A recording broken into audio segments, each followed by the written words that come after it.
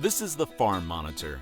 For over 50 years, your source for agribusiness news and features from around the Southeast and across the country, focusing on one of the nation's top industries, agriculture. The Farm Monitor is produced by one of the largest general farm organizations, the Georgia Farm Bureau. Now here are your hosts, Ray DeLesio and Kenny Bergamy.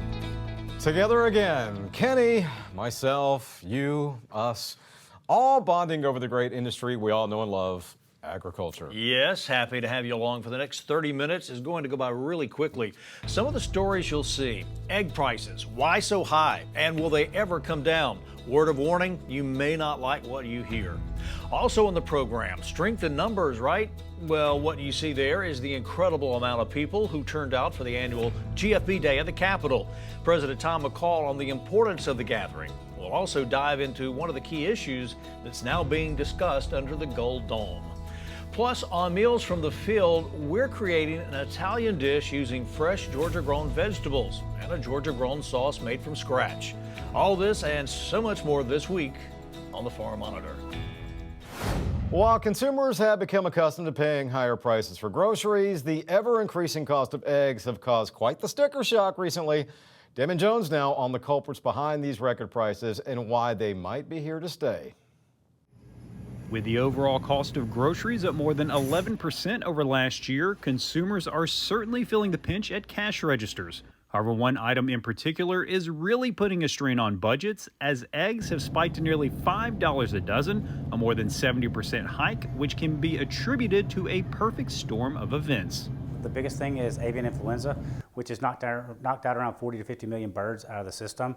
Then you've got higher input costs that have contributed to feed and other costs that producers have going up, and then higher demand. So we rolled into the Christmas season and demand went up, and now we're rolling into Easter, which should be the biggest time for eggs, giving people doing egg hunts. And so those are the biggest three things that really jack prices up. While eggs still remain a relatively cheap source of protein, consumers might have to get used to paying higher prices, as relief to these pressing issues is still in the distance. You have things happening overseas, such as Ukraine-Russia war, that are impacting fertilizer prices. You have and other things happening that are really out of our control that are going to drive input costs throughout the ag industry. So the next big thing will probably be demand slowing after Easter. Costs probably aren't going to come down for a while. And then, getting avian influenza under control is one of those big things that really is going to have the biggest impact. But again, there's no end in sight there. However, there might be a template to follow, as an avian influenza outbreak just 8 years ago caused a similar reaction to the market. We're at roughly 40, 50 million birds out of the system now. The 2015 outbreak was a lot less. Prices doubled in 2015. So again, we're seeing relatively a price spike associated very similar to what we'd expect with a increase in loss of supply in the system. With the increased prices, producers will undoubtedly be motivated to quickly replenish supply to the public. But despite those efforts, it's a process that won't just happen overnight.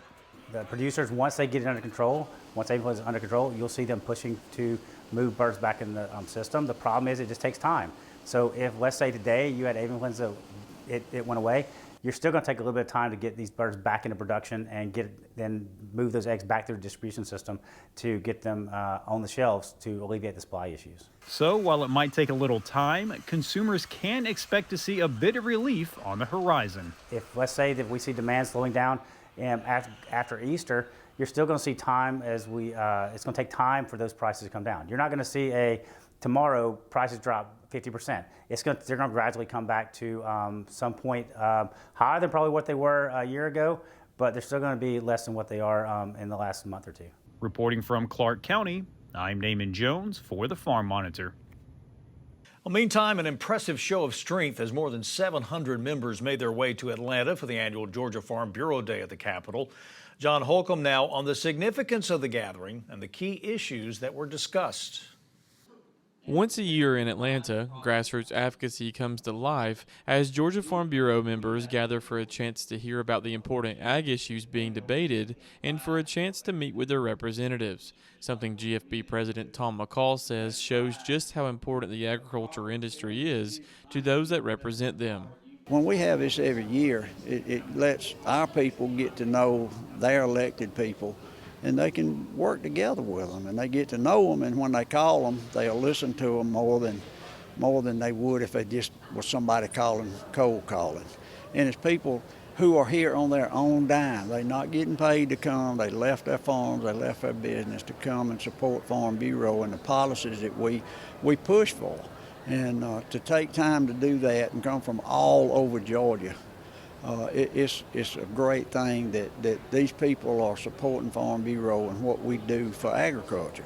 The annual event couldn't have come at a better time, as there are several bills this legislative session that would have a direct impact on the state's agriculture industry, such as House Bill 189, a bill that would increase haul weights for trucks hauling agricultural goods, something Jake Matthews, governmental affairs specialist with GFB, says would be great for farmers and producers when transporting commodities that have variable weights.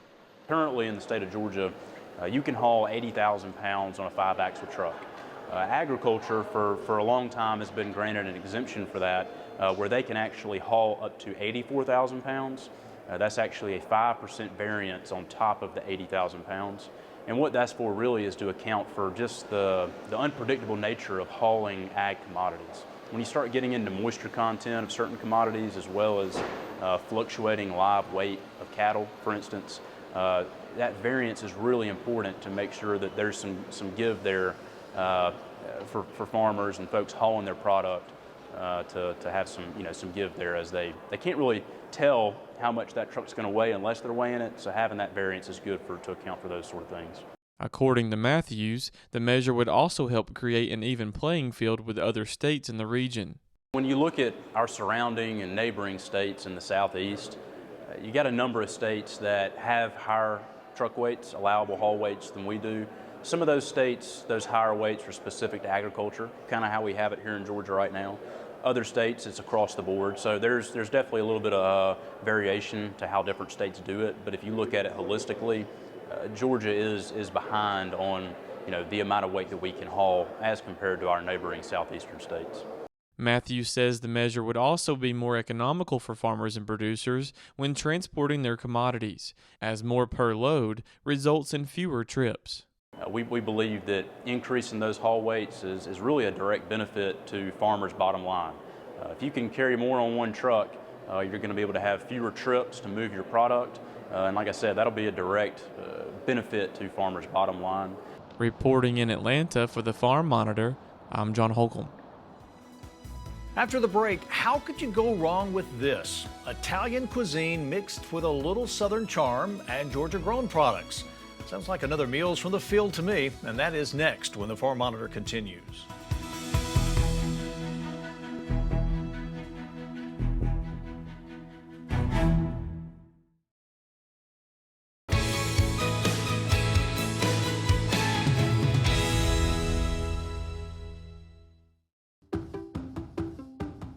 Horticulture is the science and art of growing plants, fruits, vegetables, ornamentals, and beyond. But in the horticulture department at the University of Georgia, having a green thumb is just the beginning. Students can choose to study plant growth and development in a lab, develop business skills for the green industry, or take a creative approach as a garden curator. College of Agricultural and Environmental Sciences faculty provide students with a Tier 1 horticulture education, thanks to the department's diverse research and outreach backgrounds.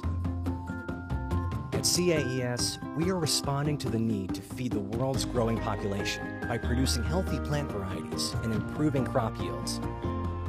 We are addressing the pressures of climate change by developing the latest technologies to grow crops in limited spaces and in soil-free conditions. We are improving urban landscapes by breeding city-friendly and drought-tolerant landscape plants. Our research extends beyond the field, improving the shelf life of produce so it stays fresh longer. Through a variety of degree options and unique hands-on experiences, UGA horticulture students have endless opportunities to learn. In addition to undergraduate programs that focus on organic food production, urban forestry, and greenhouse nursery management, students can acquire certificates in entrepreneurship, sustainability, or international agriculture. We have a variety of highly ranked graduate programs for students who want to take their existing degrees to the next level. And while our reach is wide, our department is tight-knit. Students learn from each other and push each other towards success. At CAES, students work side by side with faculty who are performing cutting-edge research in a variety of areas. As a result, our students graduate as top competitors in their field, ready to become leaders and improve our world. Join us as we commit to growing the future of agriculture and the environment.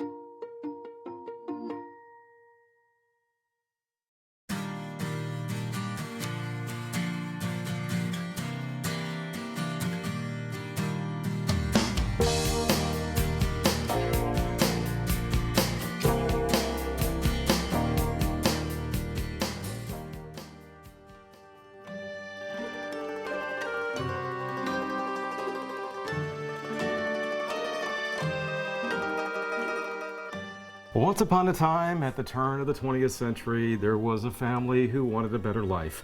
So they packed up their belongings, left Sicily and Italy, and headed to the United States. That family, the D'Alessio family. Hey everybody, welcome back to another edition of Meals from the Field, and welcome back to the Farm Monitor. Joining us, as always, our dear friend, Marcia Crowley. Why do I tell you that story?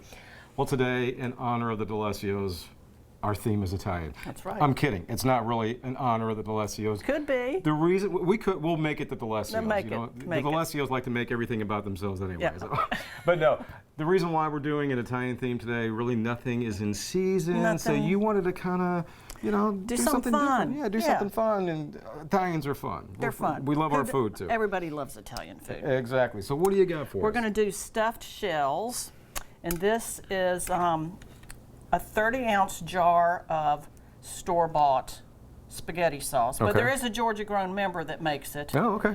Grandma Martino's. She's down in Blackshear. You can buy it at local markets down Grandma there. Martino's. Okay. Right, and now the beef in there. There's some beef in It's there. That Italian, could be Georgia grown. Italian sausage. Italian it could sausage. be too. There you go. Okay. All right, so that's the sauce.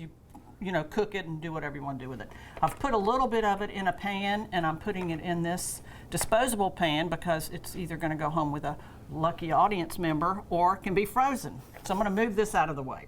But that's just your spaghetti sauce with meat in it. Mm-hmm. Okay, stuffing. This is 2 cups of ricotta cheese with an egg in there.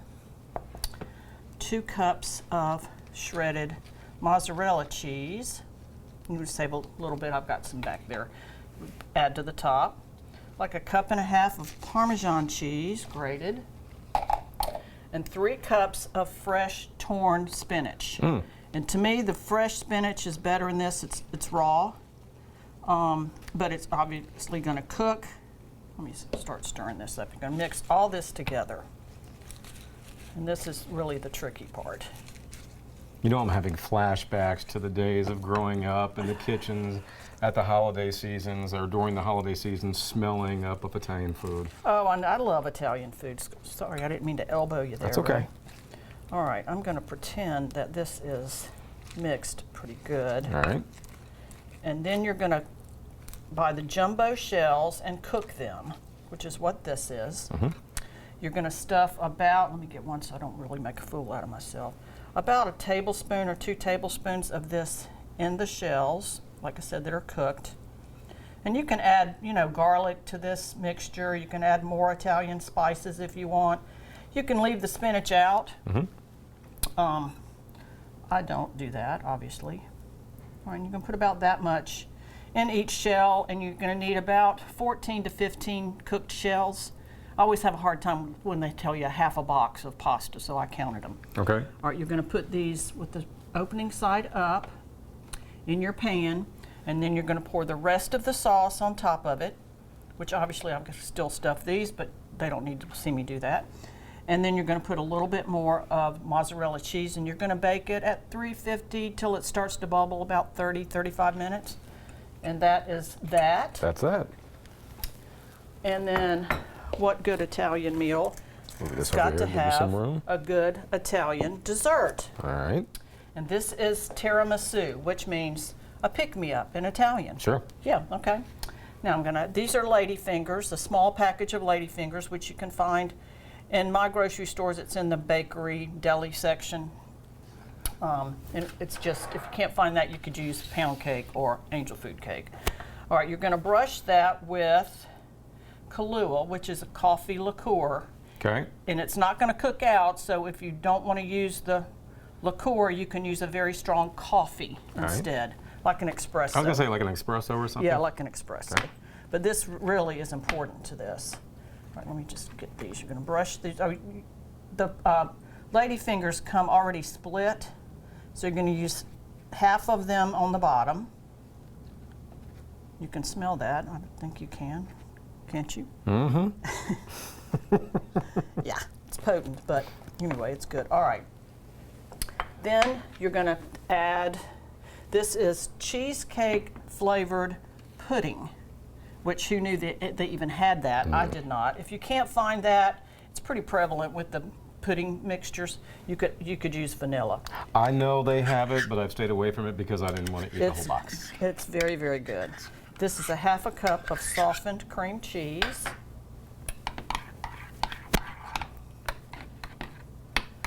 And you're going to spread this on the top of the lady fingers.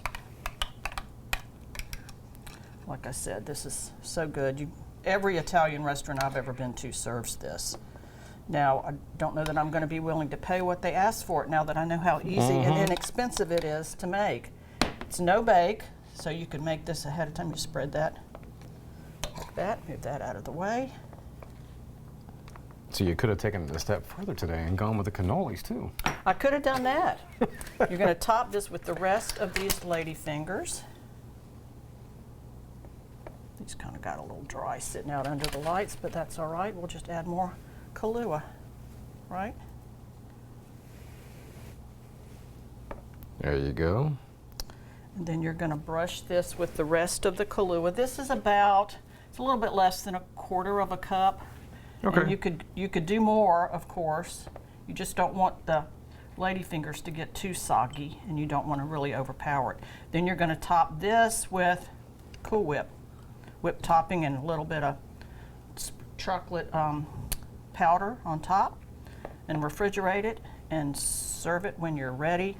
You're going to serve this Italian meal with your favorite salad and Italian bread. And there you have it. And there you have it. And there you see the finished product. You've got the stuffed shells.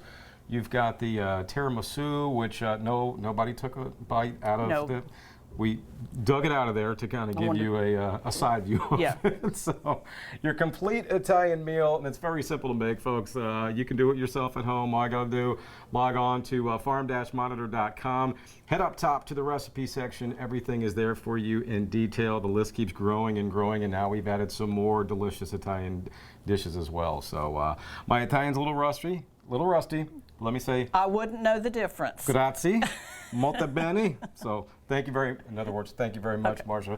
Thank you, grazie as well, and we will see you next month. Ciao.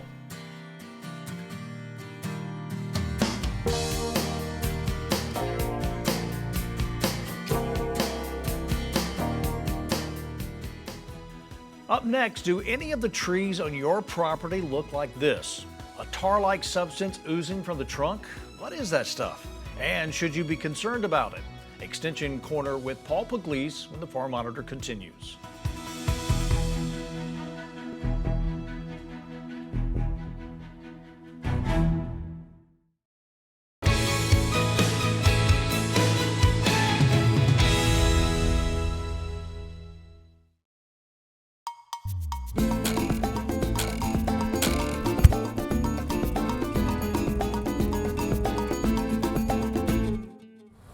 Hi, Paul Pugliese here with the University of Georgia Extension. Today we're looking at a tree that has a problem that I get a lot of calls about. On old oak trees, a lot of other hardwoods like maples, poplars, and elms, sometimes we get calls about sap oozing out of the trunk of the tree. And we get a lot of calls about these, especially in the springtime when there's a lot more rain and wet weather. We'll see this happen quite often. This particular disorder is called bacterial wetwood. Sometimes you'll see it called slime flux in the literature. But this particular disease is actually sap literally coming out of the tree.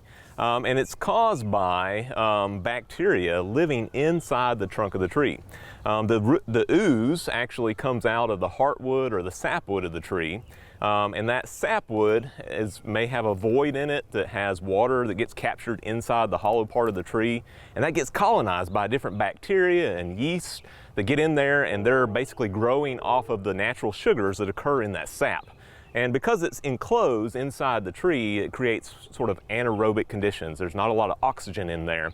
And over time, it will actually start to ferment inside the trunk of the tree. And you'll get gases like carbon dioxide and methane that'll form in there and build up a lot of pressure.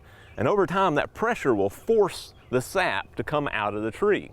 So this is something that happens quite often. You can imagine there's a lot of different trees that have hollow centers where there's enough void in there for water to get in there. In fact, a lot of times the fermentation in there, it comes out, it almost smells like beer or wine. So if you get close enough, yeah, you can sort of smell that beer type fermented smell. The other thing that we see associated with this is a lot of insects are attracted to that because, well, who doesn't like beer, right?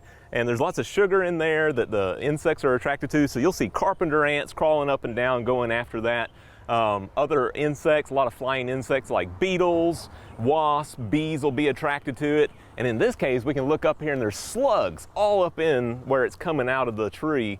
There's a lot of slugs associated with this one. Unfortunately, there's nothing we can spray to fix this. There's no treatment, nothing that we can do about this because it's inside the tree and it's encapsulated or protected by the bark of the tree. And at the end of the day, it's really not something that we worry about a whole lot. And most arborists and most of the studies have looked at this and have actually shown that the fermentation and the bacteria that are in there may actually help the tree resist rotting, and it really is not a good condition for a lot of pathogens or diseases or wood rotting organisms to be able to survive in that environment. So in some ways it almost helps the tree defend against certain problems like that. But again, it's something that we need to keep a close eye on and watch it. And it could be an indication that there is something else wrong with that tree. Again, if there's an old wound that's associated with this, a lot of times you'll see the sap coming out of that wound. And maybe it was where an old branch was cut out. In this case, you can see there was an old branch stub there. Maybe it wasn't pruned properly, it didn't heal right. So that is another issue, but it's not related to, or the bacteria that's oozing out is not a problem for the tree itself. And of course, whenever you have big branches being pruned out of the tree, make sure you make good, proper pruning cuts. A certified arborist should be able to do that and avoid wounding that tree and creating a problem that could lead to bacterial wetwood in the future. And if you have any questions regarding your trees, you can feel free to call your local county extension office at 1-800-ASK-UGA1, or go to our website and continue to follow us on the Georgia Farm Monitor.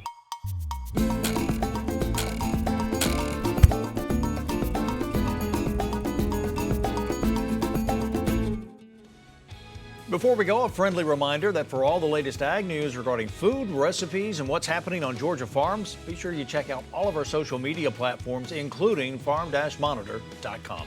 Take care, everybody. We'll see you next time right here on the Farm Monitor. Stay safe. Have a great week.